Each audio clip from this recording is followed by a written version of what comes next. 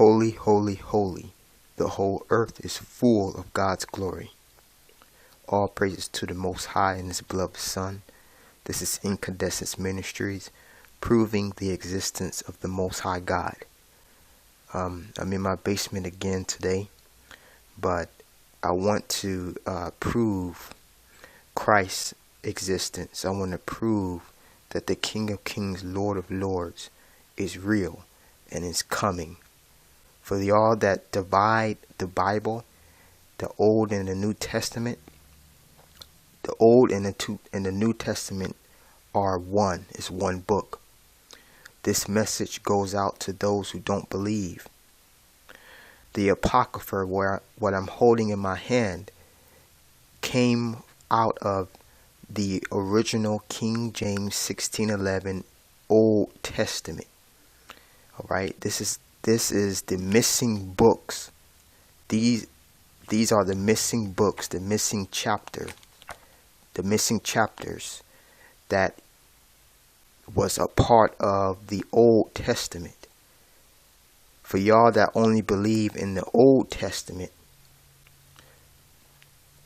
and want to say that Christ doesn't exist or there is no second coming of the King of Kings, you're mistaken, because this Apocrypha has Christ's recognition everywhere. The Apocrypha, which is part of the Old Testament, talks about Christ, the Son of God. You just have to open your eyes. Wisdom of Solomon, chapter 2, verse 4. Chapter 2, verse 12. This is talking about the crucifixion. This is talking about the crucifixion of our Lord. Therefore, let us lie in wait for the righteous, because he is not for our turn, and he is clean contrary to our doings. He upbraideth us with our offending the law, and objecteth to our infamy and transgressing of our education. Let me break this down. So, let me break this down. This is a mystery. These verses that I'm reading to you is a mystery. All right. Only one person described what is being said here. Christ, his ways was contradicting the ways of the Jews.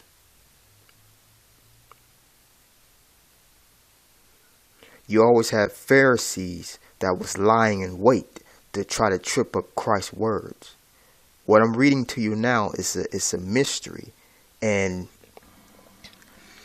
what I'm reading to you now is talking about Christ, the Son of God, Yeshua. Let me read it again. Therefore, let us lie in wait for the righteous, because he is not for our turn, and he is clean contrary to our doing. He upbraideth us with our offering the law, and objecteth to our infamy the transgressings of our education. Verse 13. He professes to have the knowledge of God. He calleth himself the child of the Lord. All right, who is this talking about? It's talking about Yeshua, the Son of the Most High.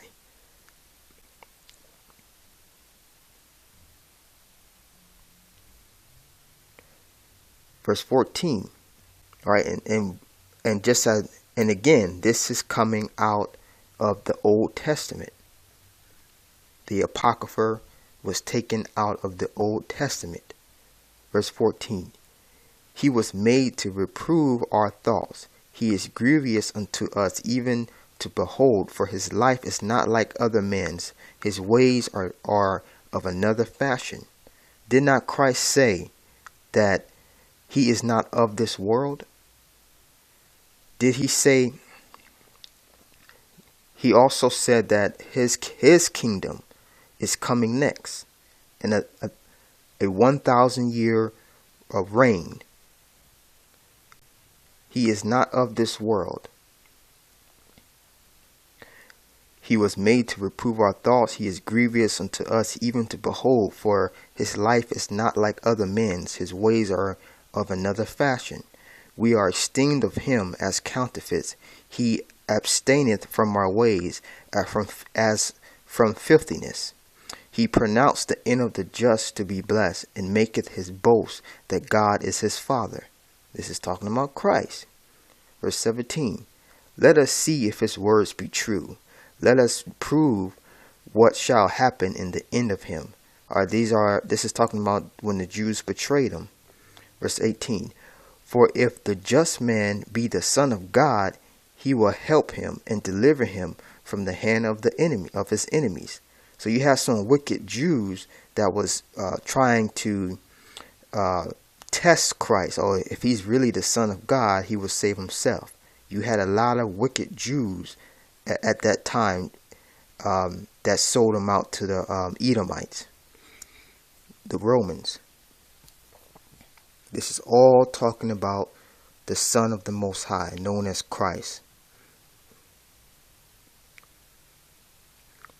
Verse 17, let us see if his words be true, and let us prove what shall happen in the end of him. For if the just man be the Son of God, he will help him and deliver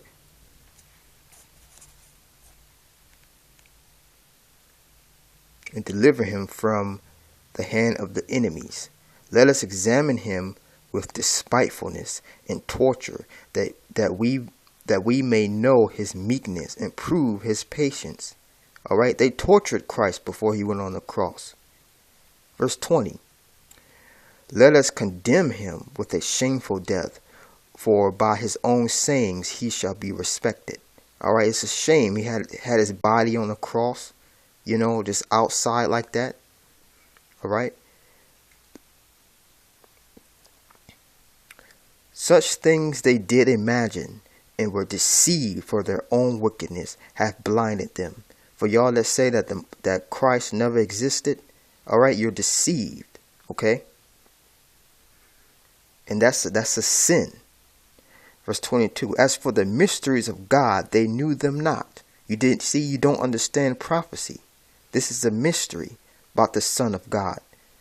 Neither hope they for the wages of righteousness, nor discern a reward for blameless souls. For God created man to be immortal, and made him to be an image of his own eternity. The image of immortality is Christ, the King of Kings.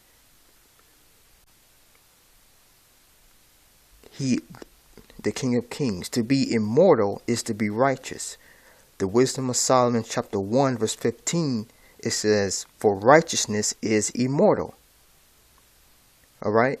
That's the mystery of God. He sent his Son to give immortality to the elect, to his chosen.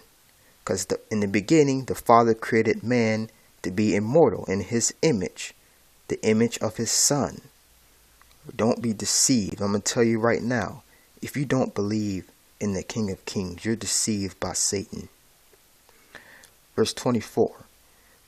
Nevertheless, through envy of the devil came death into the world, and they that do hold of his side do find it. I just proved God is real. Shalom. The image of God is his Son. Shalom.